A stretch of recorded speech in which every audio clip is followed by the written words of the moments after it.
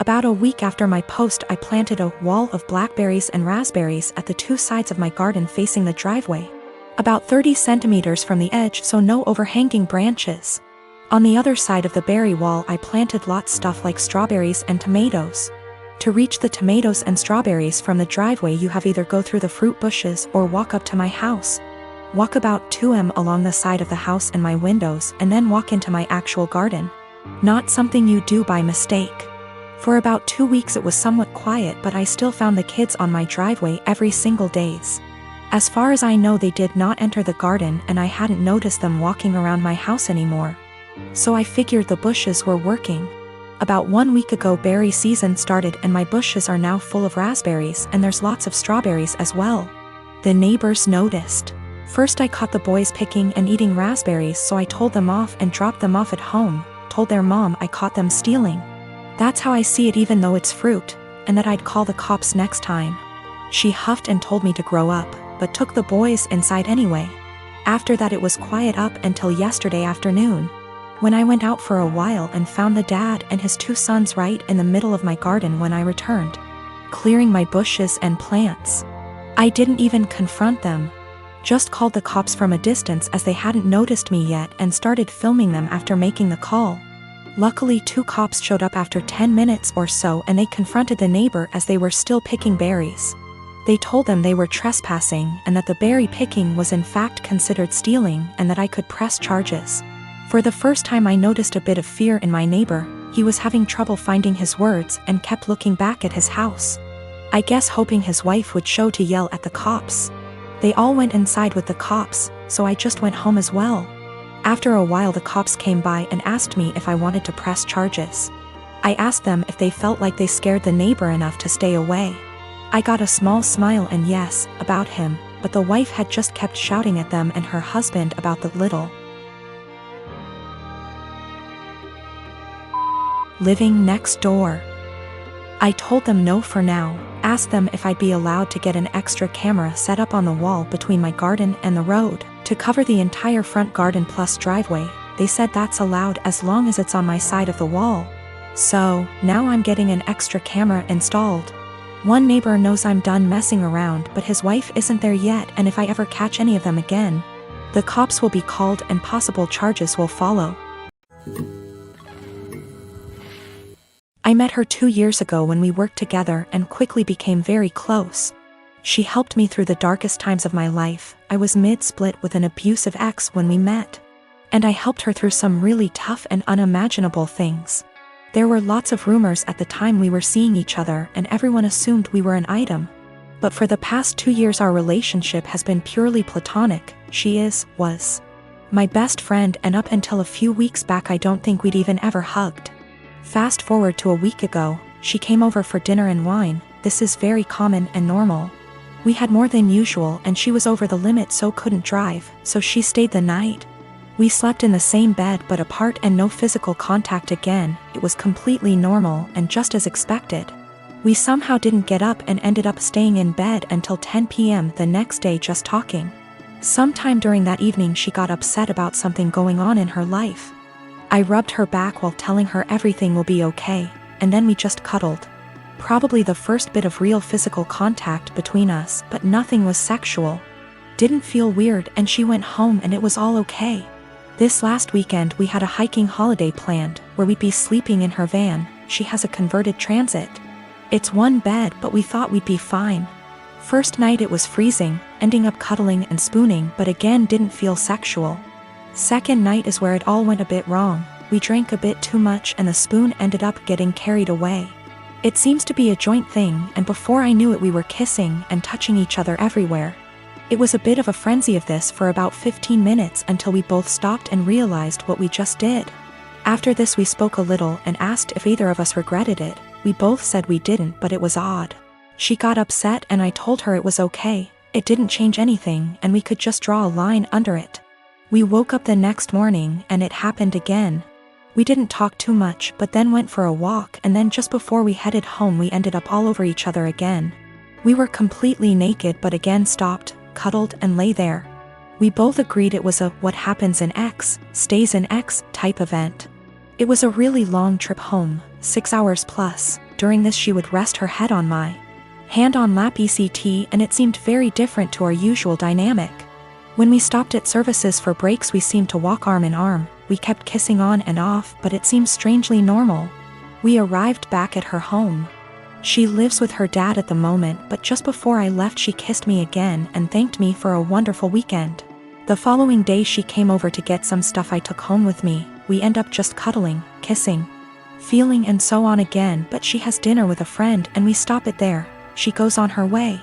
This should feel really weird and strange, but it felt completely normal, and we both discussed it that it was so odd it felt normal. Yesterday she turned up unannounced at my place, which is not a normal thing, with coffee and donuts. We end up talking, cuddling, kissing again, and then we end up talking about what this is, the big problem. Neither of us were sure. She got panicky and burst out in tears and left. She said she was really scared and her words were, "I think I will end up pushing you away and hurting you, and I don't want to do that to you." I told her I would come and see her later and talk. I drove to her house, but her ex was there, another slight issue. They broke up 6 years ago, stayed close friends. He is a lovely bloke, but in his head he is certain they will get married and have children. She's had the conversation with him, but he seems to shut it off. If he found out she was seeing anyone he would get extremely angry. But there's so much family history intertwined between the both, it's really complicated. For that reason she has avoided seeing anyone in the past 6 years. The reason he turned up is she hadn't responded to him since the night we kissed. I went home when I saw his car and just said she could come to mine to chat later. She turned up, sad and very emotional. She explained she ran off because she is terrified of losing our friendship. I said let's just cut the romance out, draw a line under it and be friends again, but she seemed to not speak much when I said this. I asked if her ex was the issue. She said it was nothing to do with us but a whole other issue. But that was not impacting what was going on between us. We sat quietly, hugged, and I tried to reassure it would be okay, and I wasn't going to start hating her for whatever reason. And I am completely fine with just being platonic friends again. We both agree and say whatever happens we stay friends and nobody gets hurt, but we will pull back from the more physical side. I woke up this morning really panicky. I have no idea where we are, where we stand, and absolutely terrified of losing our friendship. I don't know what to do or say. I felt sick to my stomach and can't eat at the thought of this. She is coming around later to collect some of her clothes she left last night, and I am thinking I need a plan of what to say / do. I cannot lose my best friend.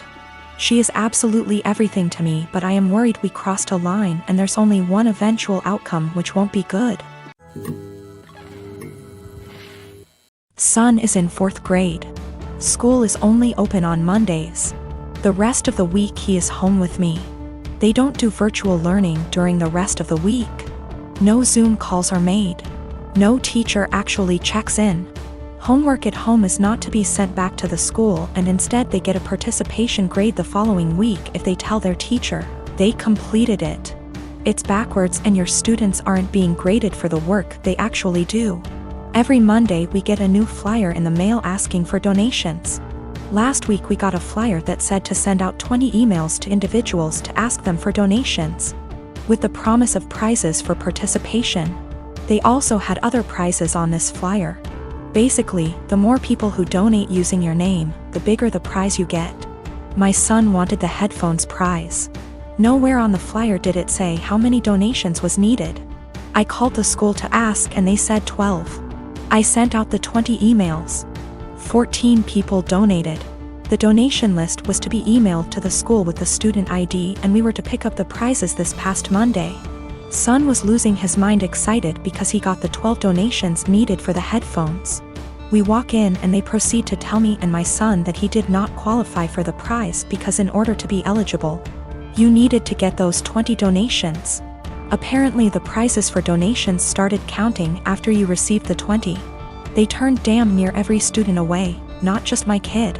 So I sent the boy out with his father and pulled the teacher and principal aside to let them know that they got these kids' hopes up for absolutely nothing, and that all they accomplished was destroying the children's spirits by lying to their faces. I then told them that I was told by the secretary that he only needed 12 donations for those headphones. They said, "Sorry you feel that way. This is just how things are right now due to COVID. So I responded with, oh. So lying to students and breaking their spirits is okay, because of COVID? Failing to provide virtual learning for the rest of the week like other schools is okay, because of COVID? Asking for donations when the kids are only here once a week must be okay, too, right? I then walked out.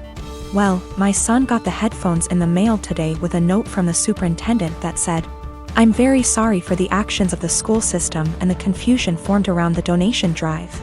We are trying to work with the families, not turn them away. Please accept this as an apology." My son is over the moon. My husband says that I was being a Karen and that we should have just dropped it because it teaches our son that life isn't fair, and that I now look like an helicopter parent. About 5 years ago, my now estranged daughter, Edie, cheated on her boyfriend, Brad, and got together with a guy, Ken. He quickly started isolating her from family and my husband and I from her kids. Brad had moved back to his home state devastated after the breakup.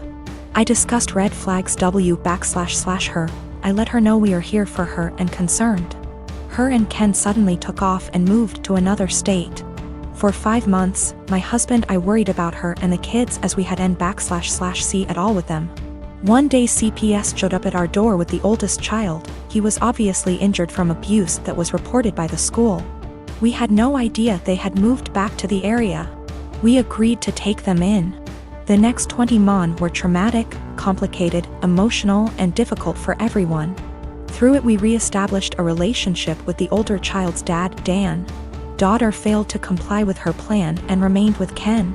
Dan worked hard to get custody of his child and he gave Edie scheduled weekly phone calls. She called oldest child 2x nothing since. We agreed to permanent custody of youngest. In the process, I put aside the hurt Edie caused and agreed to scheduled weekly phone calls and supervised visits in person when schedules allowed. Legally, any or no contact is at my sole discretion. Ken was not allowed to interfere //attend. Edie quit calling //scheduling visits after 3 months. I reset the call schedule to 1 month. No calls. 6 months later she calls and wanted me to drop everything for a visit the following day. I couldn't because I had to go back to work. Calls stopped again. She left Ken, has a new BF. I know nothing else about her life / whereabouts. She started calling again about a year ago and I let her know that if she was consistent with her monthly scheduled calls, we would move towards weekly calls again. She called 2 months in a row, skipped a couple months, then called 2 more months in a row. Last one happened to be night before child's birthday. She asked him what he wanted for his birthday. He said a call from her. The next day, as he blew out candles, he said, "My mom is gonna call now."